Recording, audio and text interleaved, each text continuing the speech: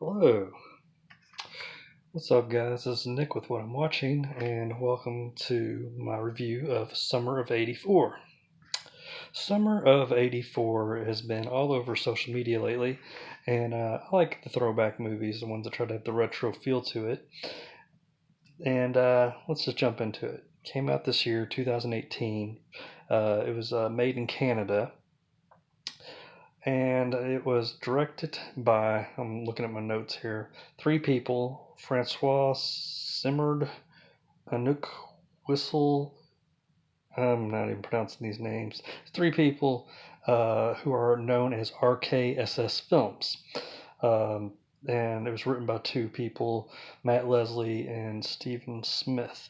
And but Anouk Whistle, Jan Carl Whistle, I'm butchering these names here. Anyway, RKSS Films. They produced Turbo Kid, which was a really cool movie. Unfortunately, summer of '84, you heard the song Don't Believe the Hype. Well, this is the case with this one. Don't believe the hype, people. Through the promotion on social media, their advertisement campaign, the cover art, it all looked really cool and really promising.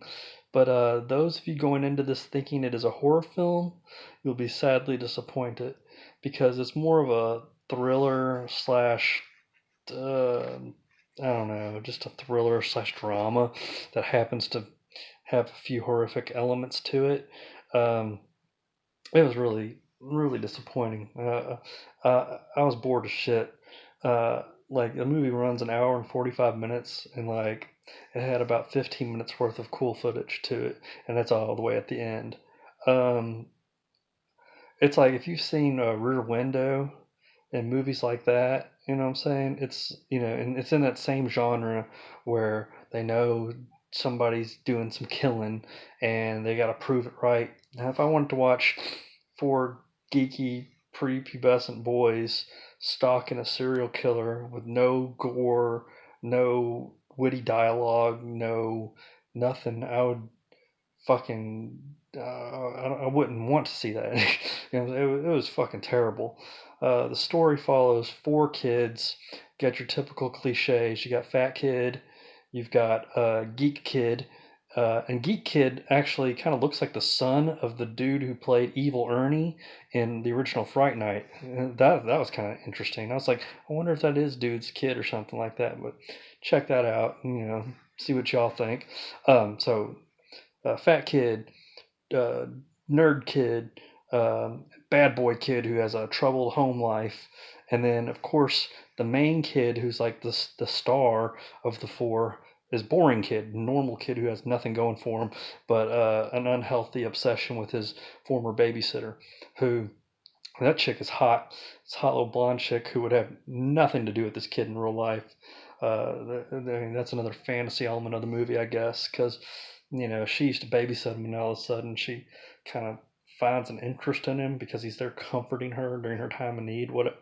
Some bullshit, you know what I'm saying? But like I said, it's boring. Like everything I'm telling you, it's four kids that are very unlikable. There's nothing interesting about them.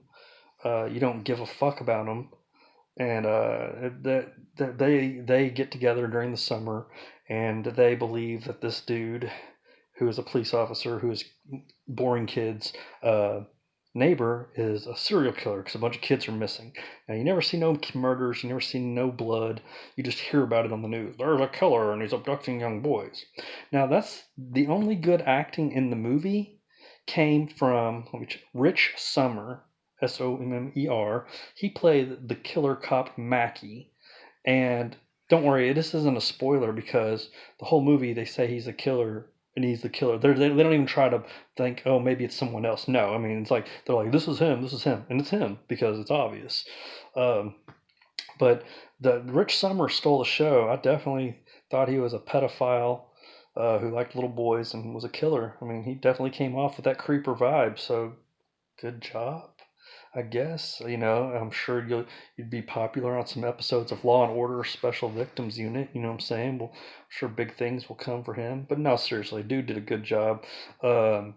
There's like one You get to see one death in the whole movie, and one of the four gets their throat slit. That was kind of unexpected, but cool. Um, you see a dead kid in a bathtub who's kind of rotted away. But I mean, and then there's like a little clever little thing with some pictures on a wall, but it'll let you, if you're going to watch this abortion, you can see it for yourself and find out. I won't give away everything. But I mean, seriously, it was like, man, after like the first hour of the movie, I'm like, fuck, man, when's this going to get good? And, I watched it all the way through to the end. And I'm like, why is everybody like talking so like, oh, this is awesome. No, it's not. It's boring as fuck. I mean, like I said, the last 15 minutes were kind of cool, but I mean, shit, dude, they could have condensed this down to a 30-minute movie. 15 minutes of boredom, 15 minutes of cool. You know what I'm saying? Instead, you get an hour and a half of boredom, 15 minutes of all right.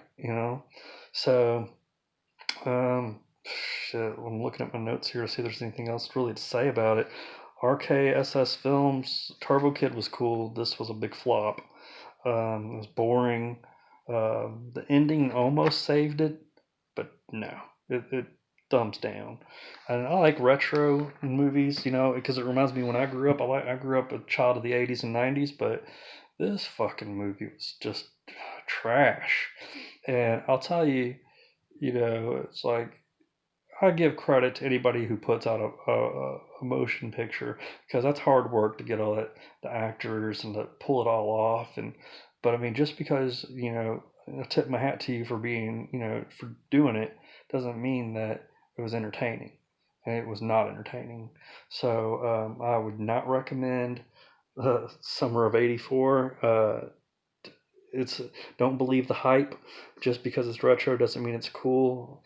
And I'm worried that this whole retro thing is going to become an even bigger fad, and we're going to see a whole bunch of imitation movies that are, because I like the old retro shit, man. It brings me back, and my nostalgia kicks in. But this fucking, if this is where it's going, then count me out.